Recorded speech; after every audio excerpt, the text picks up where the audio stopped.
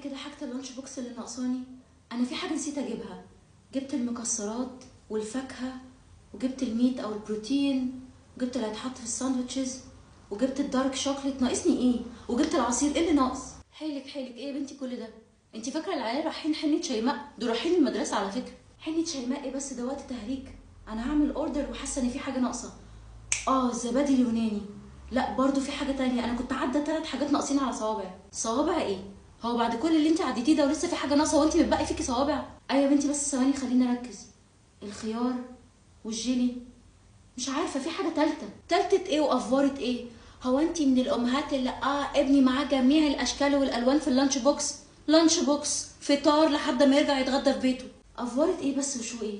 العيال بيبقوا قاعدين كام ساعه في المدرسه، طبيعي ان هم ياخدوا كل حاجه محتاجينها واحسن حاجه كمان. احسن حاجه ايه؟ هي مش منافسه على فكره. انا نفسي افهم انتوا بتلاقوا وقت منين تقعدوا تتفننوا في اللانش بوكس بالساعات؟ ما ساندوتش وخيار. انا مش فاهمه ايه مشكلتك. انا واحده يا ستي ما عنديش الا طفلين، واحده بتروح والتانيه لسه، وعايزه اتفنن وعندي وقت وحابه ان انا اديها احسن حاجه. فين المشكله؟ المشكله ان احنا بقينا زيرو في مراعيه مشاعر الناس. من كتر ما احنا عايزين ندي احسن حاجه لاولادنا بقينا عادي دوس على بقيه الولاد المحرومين. يعني ايه راعي مشاعر الناس؟ ده على اساس ان كل ما حد يجي يشتري حاجه بيدور على مشاعر بنتي؟ كل واحد بيجيب اقصى حاجه عنده لاولاده واحسن حاجه. معلش بقى مبدأك غلط ومش سليم. مش معنى ان احنا عايشين في مجتمع مش متزن وكله بيدوس على كله بالشو والمناظر ان انت تبقي زيهم. افتكري ان انت النهارده معاكي بكره ممكن تبقي معكيش. انا مش فاهمه اي حاجه من اللي انت بتقوليه. انا كل اللي اعرفه ان انا ما عنديش استعداد ان بنتي تعيش نفس اللي انا عشته. انا كنت ببقى قاعده 3/4 الوقت في المدرسه جعانه، طول الوقت بشم ريحه الاكل اللي مع صحابي.